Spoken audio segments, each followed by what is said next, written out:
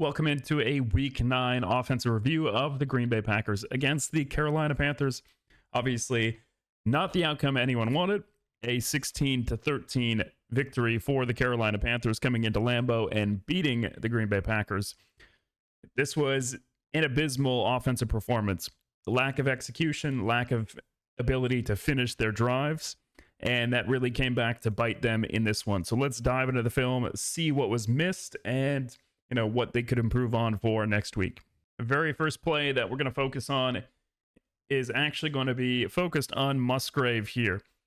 I think this is a miss by Jordan Love, and it ends up being a check down and a decent play by Jacobs.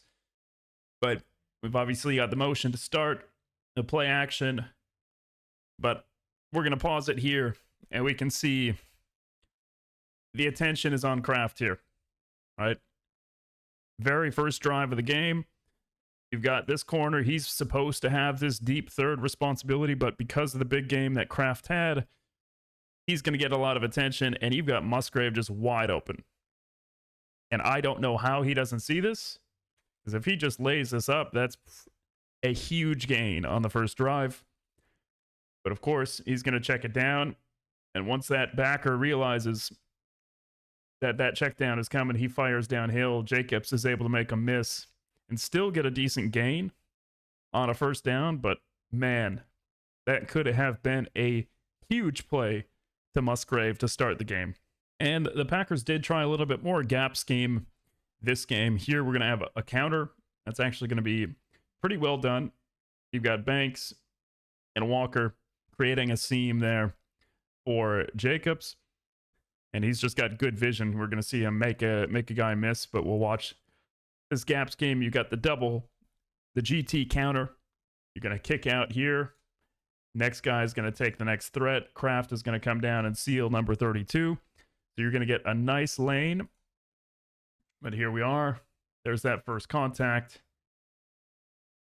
And you can see Banks obviously hurt on this play, and this is going to change things a little bit in this game. There's that contact on the shoulder. Good vision by Jacobs. That's a nice explosive run for the Packers. So the gap scheme was working, but both times they've run a counter in this game, you got two injuries. You had Banks hurt his shoulder on that play, and then later in the game, you've got Kraft who injures his knee and unfortunately out for the season. And when it comes to finishing drives, the Packers were just not able to do that here. They drive all the way down into the red zone. You've got, LaFleur's favorite call, which I don't disagree with, right? If we're looking at the box compared to the leverage out here, all you have to do is get one block and get outside, and you've got an easy 5 yards. So I'm okay with this screen call. But of course, the Panthers DBs were very aggressive coming downhill, disrupting these blocks, and this ends up being a fumble. But you saw it on the sideline. If anyone is a professional lip reader, Stavion Williams has the ball in the wrong arm. You got to put it on your outside arm, right? If you keep it on the inside, you've got 1, 2, 3, all these guys coming downhill that are going to punch the ball out. And that's exactly what happens. Keeps the ball on his inside arm. You got 3 guys making a tackle, punching for it. Ball comes out. Number 21 recovers it. So really unfortunate for the Packers. I understand the call here. This is an RPO, essentially, for Jordan Love. He's going to be the one making that decision. He sees that the box is pretty full, so let me just quickly rip this out. And unfortunately, you have a rookie mistake where he's going to fumble that ball in the red zone and take points off the board for the Packers. Now, the Packers are going to take another deep shot. On second down, they took a deep shot to Golden. They go back to the same type of concept. This time, the post crosses the field a little bit more, and Watson makes a great play. So obviously, we've got this deep shot that they're trying to get. You've got Dobbs coming in on a dig. You've got a curl on the outside, and then you've got this deep cross or deep post that's going to go to the other side of the field. And Love was just confident. All right, you got a 3rd and 11. He's just throwing it up there. Nothing else is open. All right, maybe that dig. But of course, the only reason that dig is open is because 21 saw Love. He's already throwing it. As soon as he sees that arm cocked back, he knows that something is probably coming over the top. So he turns and runs with it. So if Love waits on this, 21 probably doesn't move, and he's just going to pick off that dig. So just a really good job here by Watson finishing the play. That's a nice explosive play for the Pack. Next play, because you've seen that deep shot multiple times early in the game, Packers are going to do it again here. You're going to have that deep post from Watson. You're going to have a low cross and then essentially a dagger concept where you're clearing out the vertical and then you're just going to throw that dig behind it. And this is just a fantastic throw by Jordan Love. Laird, right above number 7, who had a great game for the Panthers. And you got decent pass protection on this one. Number 11 kind of falls down. But that is a great throw. All right. You got the wind, which is a factor. And that's Laird just enough above that middle defender and in front of the safeties as well. Here you've got a red zone try, touchdown attempt. It is a 3rd down. If they don't get this, they've got to kick the field goal. You've essentially got a quarters match on the back end here. So if you've got number 1 that goes vertical, he's going to match up with him. If you've got a crosser, then this safety is going to match up with him because he becomes the new number 2 vertical. And then you're going to get another vertical that's going to be attached with this safety. So you essentially get a man concept with zone principles at the start. They run into your zone, you're just going to match up with them, and you can see how that distributes with these route concepts. That's a decent throw there to Dobbs. Unfortunately, only able to get one hand on it. So this is not very successful, but what I would like to see, because a lot of teams have been playing this type of coverage, is try to get them to communicate with a mesh underneath and use that back. Maybe get a mesh traffic where you get guys all across in one direction and then you have the back sneak out the other side, right?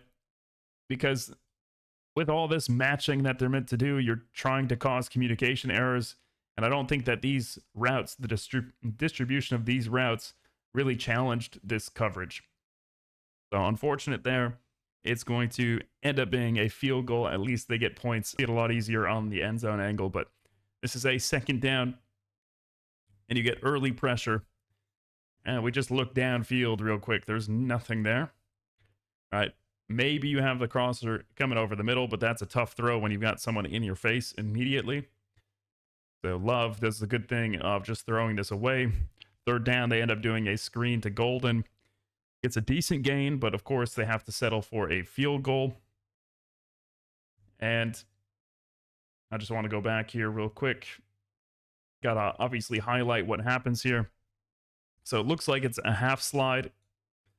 So they're going to be picking up any defenders that are going to be going off to the left of the defense, the right of the offense.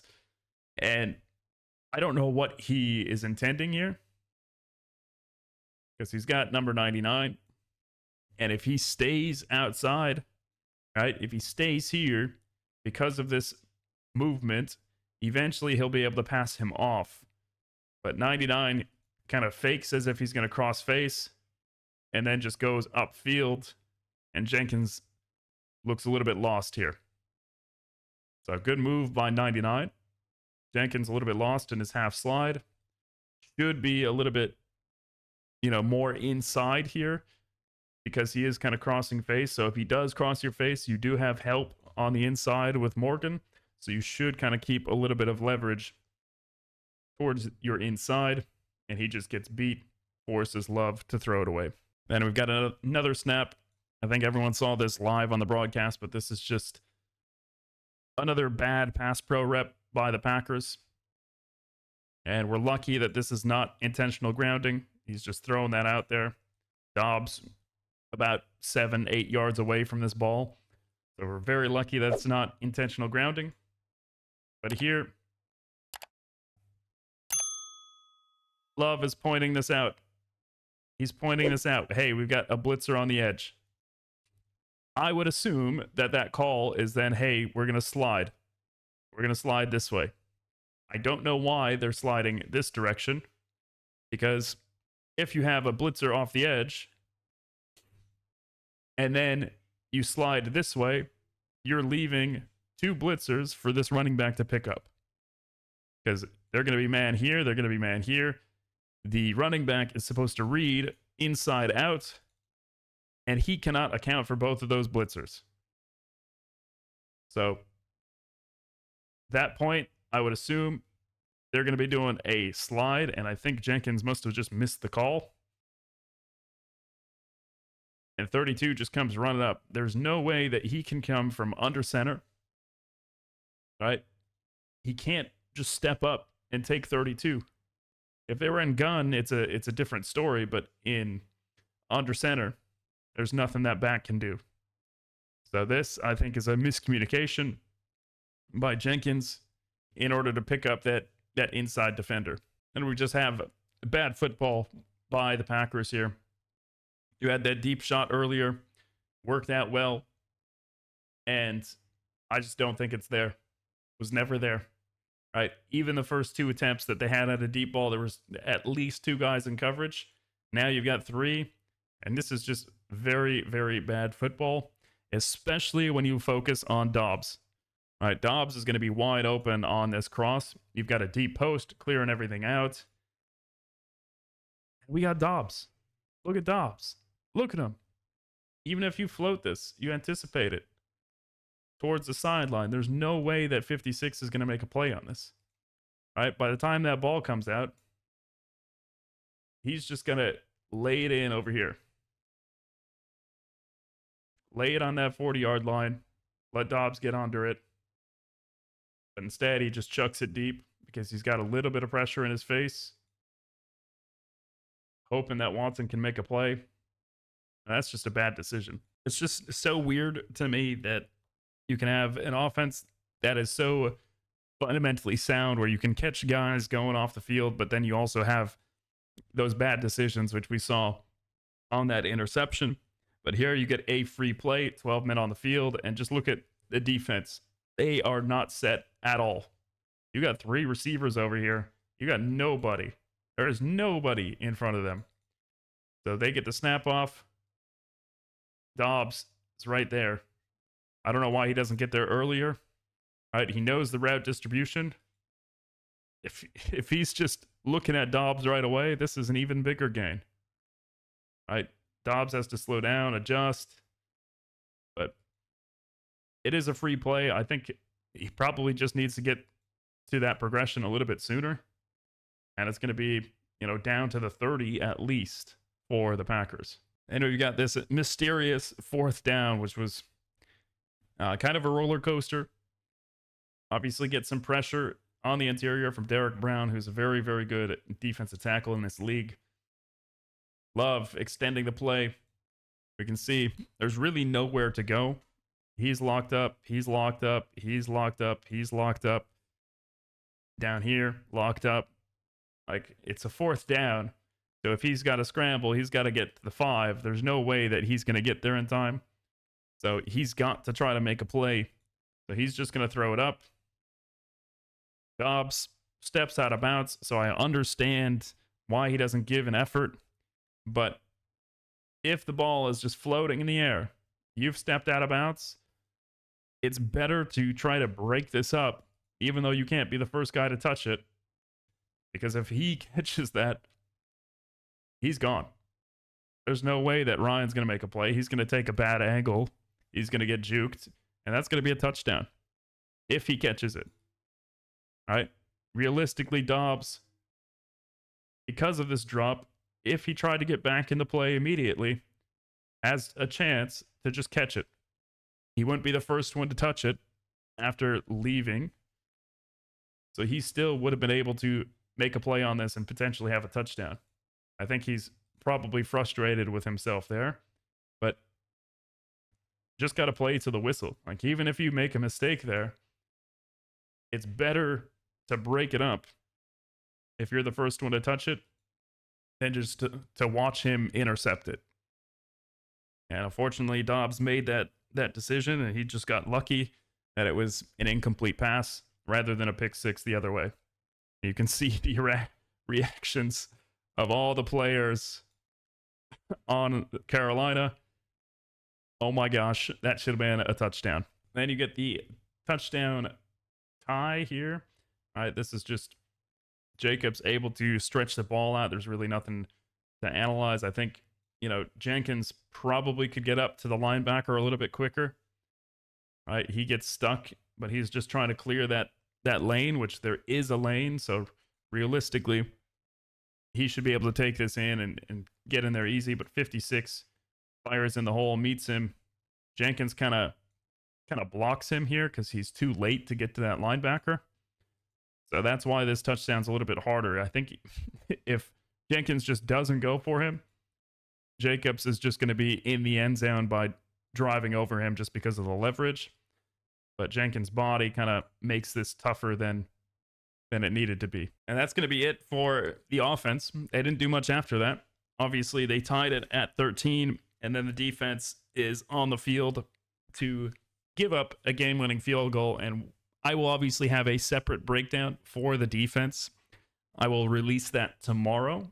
So just today on Monday, I'll do the offense. On Tuesdays, I will release the defense videos. And then obviously I've done a playbook series as well, which should be released on Fridays, a new episode each week. So overall, the Packers moved the ball. They had long drives. They were able to sustain drives. It's just they couldn't finish. You had penalties. You had missed field goals. Right? You had fourth downs where you couldn't convert. You had turnovers. There was everything going wrong for the Packers in this one. So let's hope that the Packers offense can turn it around.